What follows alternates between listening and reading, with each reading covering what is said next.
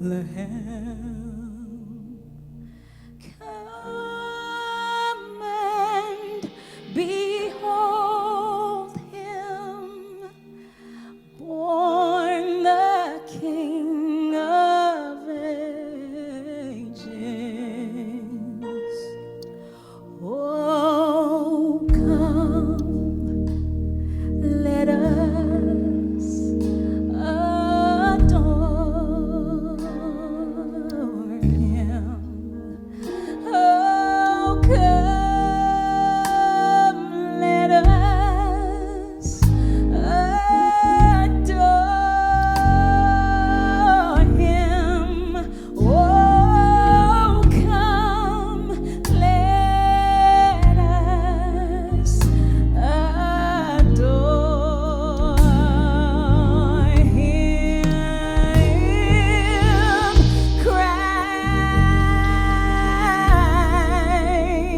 Christ the Lord.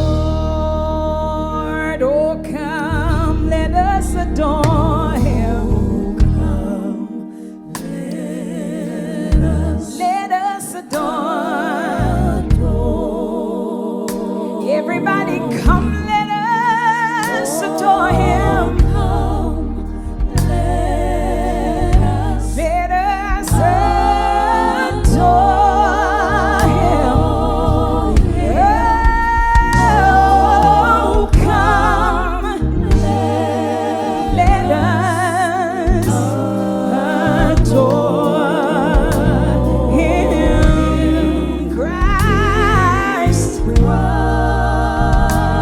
him Christ the Lord, for he alone is worthy, for he alone is worthy. He deserves the glory and the honor, for he alone is worthy. Yes, for he alone is worthy. Nobody like him in Christ. In Christ, the Lord. We give you all the glory.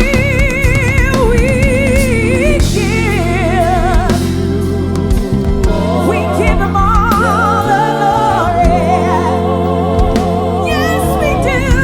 We give him all the glory. Nobody else deserves the glory. We give you. We give you all the glory. All the glory.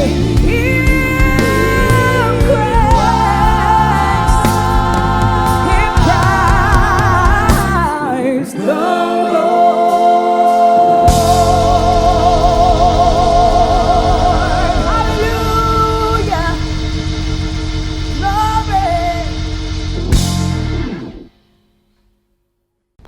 Glory. Greetings, ladies and gentlemen at home. Igama lami ngumsindisi. I greet you, A World Gospel Impact Church. Bazalwane, we are just about to enjoy and stay at the comfort of our home and watch service yethu yanamhlanje. Please enjoy. Ngicela nje ushare with your social media platforms and then just enjoy. Ngiyabonga kakhulu. Coming live from Word Gospel Impact Church. My name is Umama Ukrimi Zwane. A topic here for today that we are going to discuss is the blended families, but in the context of extended family and the in-laws. As we know, ukuthi two people, they get married. And then when they plan and decide ukuthi they get married, then family members, they do get involved. They become part and parcel of the process of this is what is about to happen, or this is what is going to happen. We know ukuthi the Bible says that if a man gets married, he will leave his mother and father and cling to the wife. But then the reality says, at the end of the day, there are other parties that are involved in the process of that marriage. So what does that say to us as Christians, as a family? So it is very much important that we look at this new family or this new couple that is coming to start this family. How is the family, already existing family, going to support the newlyweds? It's either be from the side of the bride or the side of the husband. So it is important that although we do maintain that sense of that we are blending this family, it's coming together. But initially from the beginning, we do need to understand, because most of the time the challenge that we come across is that when two people get married, it becomes a difficulty to draw the line or to separate that. No, now as a parent, I am a mother, my son is getting married, time has come for me to let go. The role that I was playing originally, before he was even married, now there is somebody new in the life of this person. Now, how do we do this? Most of the time is that we always wait until it's very late, the person or the young kids, they get married, and then letting go becomes very difficult. Now, the young couple that is now in this marriage, it becomes difficult to segregate and clearly define the roles that in this blended family, what is my role here? I am the husband, I am the wife, I am the mother-in-law, I am the granny-in-law, but what each and every one, they must know what is a role yabo that they are going to play within this new family that is starting, although it's going to be a blended family. As we know, ukuthi, in our culture, especially as Africans, we say indlela ibuzwa kwabaphambili. So it entirely rests upon us to continue supporting this new family, because at the end of the day, they have never been married before. And then we know the how part. They will need our guidance, they will need our support on the things that needs to be done. But then what are the important things to consider in this extended family? And these things need to be considered by both parties. One is to prioritize his spouse. What do we mean when you say prioritizing his spouse? When this person, you get married to this person and then you bring into your life, at the end of the day, don't make your spouse feel lesser important than any other members of the family. For example, if you as a husband, you take a decision together with the wife, at the end of the day, you do agree on something. You happen at the later stage to discuss that with your mother or whoever, the aunt, whoever, or the grand, and then you revert and go back to your spouse and say, but you know what, we are not going to be able to continue doing this because I did discuss with my parents or my mother or whoever, and then they said, no, that was that's a bad idea. So we cannot do that at the end of the day to maintain the harmony and also the trust within the two married couples. Secondly, is to set the boundaries. Most of the time, the boundaries, people, before they get married, they don't set them. They start thinking about the boundaries when it's already very late in a marriage, when there are already challenges that are coming up. At the end of the day, it is important that if, for example, if the husband is the one that is going to bring in this wife to the family, but then to sit with the family prior, before even getting married, explaining that, you know what, I am getting married. I know that the way we've been doing things before, it has been different. But seeing that there is somebody new in my life now, can we understand, or both parties understand, that things are no longer going to be the same. They are not going to be like the way they used to be. For example, if the family, there is something that they need need to understand that they need to involve both of you, the husband and the wife. They cannot approach one party and say, at the end of the day, this is what we need. And then also to outline the expectations of the parties, that at the end of the day, the parties are going to have expectations. This woman has come to add on what my son was doing. So I expect her to top up what she was doing. At the end of the day, they need to prepare themselves psychologically, emotionally, that things are going to change. They are not going to remain the same. Another point is to keep the lines of communication clear, that they must know that at the end of the day, if the one didn't like what was happening or what happened, it is very much important or crucial to address that thing immediately, because you find that sometimes the things, they are not being discussed, they stay there for quite some time, they bottle up.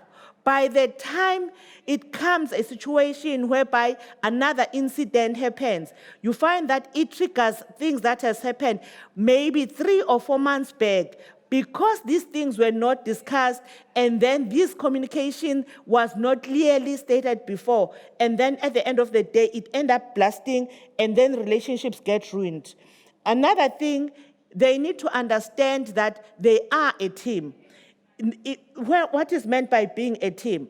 If 2 married people are having something or have made a decision, when something needs to be presented to their extended family members, they must go and present that as a team, meaning showing a united front.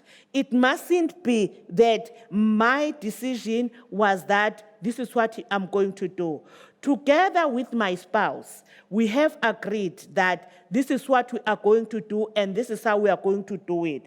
By doing so, it does inform the cracks. At the end of the day. They know that whoever says what or whatever suggestion, they did agree on that. It's not a one person's thing.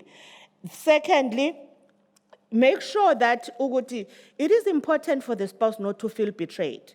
Because if you did agree about something, and then being in an extended family, you go to the parents or whoever, may be the granny or aunt, and then you come back with a different view or opinion, the other party definitely is bound to feel betrayed.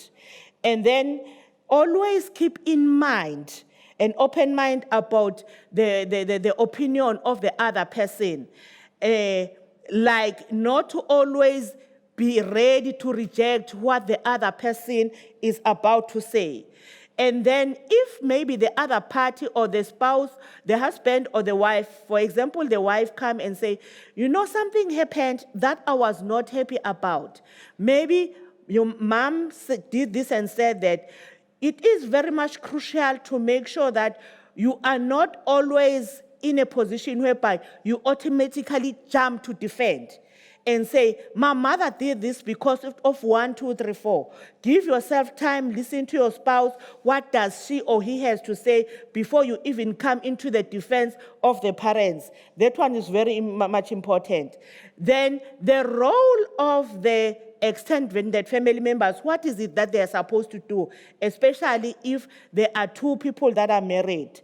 It is important to respect their children if they are married. Secondly, to give advice when it is necessary or when it is requested, or if it is needed.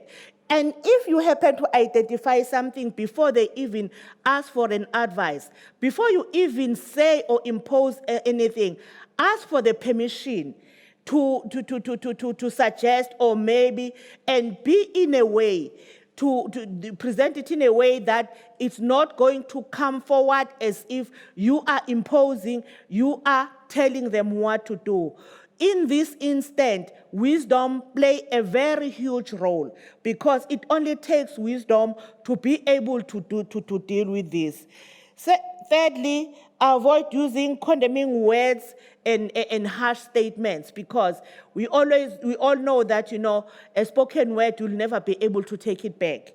So once you say it, you may apologize, and then the person might say, I am accepting your apology, but it will remain that, you know what, this person have said this to me, and I was not happy about it, and it felt very, very painful.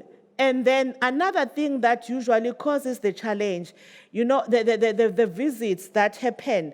We may be an extended family, and then usually some husbands, they've got this very strong bond with the mothers. So the mother, each and every time she feels that, oh, I want to go and visit my son, or I'm missing my grandchildren. Yes, it's very true. You are part of their life. But it is very much important to consult them before you even go and visit them, because at the end of the day, they are a unit and the family on their own. They've got their own plans. They've got their things that they do. They must be ready that this is what is going to happen and plan around that. And then they know that for the whole of this week, or maybe for the weekend, my mother or our mother will be coming to visit us. And then it is also very much important as parents in a blended family or extended family to make sure that we make requests, not demands. At the end of the day, not that it is always expected that it's a must, definitely they are going to do this or they must do this. Have a way of putting it nicely, if it's possible, or how about if 1, 2, 3, 4 can be done, other than making the demands. And then at the end of the day, that's going to create that peace. And then seek to negotiate if there is something or any point that needs to be argued. Start with a personal opinion and be willing to reach the middle ground. At the end of the day, in a relationship or in the family, it doesn't mean that the person that always raise something or whatever is that to say, that's always the correct one, and whether they like it or not, they must accept that, and then what to say, it goes. It's either your way or nothing. It doesn't work like that. And then the most important thing, finally, especially for two people that are married, you may be married being the husband and wife. At the end of the day, remember that you are still having parents, that it can be the maternal parents or the paternal parents. As the Bible in the book of Exodus chapter 20 verse 12, it talks about honoring parents. At the end of the day, the fact that you two people get married, it doesn't make the parents disappear. The parents are there. They are going to stay there and being part of your life. So it's very much important to realize and plan, how are we going to incorporate these parents in our lives? And remember, the very same parents are the ones that are going to be helpful when you encounter things. The very same parents are the ones that are going to, you are going to run to in the events when you've got challenges in your marriage, may either be financially or whatever circumstances that you come across. At the end of the day, they are the ones that are going to bail you. And then honoring them, know that it's important for them. They must feel that they are part of your life. It is very, very, very much important to make sure that they feel that they are part of your life. Don't alienate them. Don't make them left out. That since they got married, we are no longer even part of their lives. They don't even get us involved. Whatever is it that they do, it's only about them. At the end of the day, it is about the family, creating the family structure, and then all those things that are going to make the new family that is going to be upcoming to be strong and understand that this is what is needed. So thank you very much. Hopefully we will get another time to continue and deliberate more on the topic. Thank you very much. God bless you. Okay, yeah, we are back, Bazalwane. It has been very nice being with you, even though then we are not in a physical church. But I hope you enjoyed the sermon. It was a very powerful one. Sesihamba nje ngiyacela ukuthi click like on our Facebook page and share with your people. Please go on our Instagram as well. Click your likes and subscribe there on our YouTube as well. Siyabonga kakhulu bazalwane. I hope you stay blessed. Amen.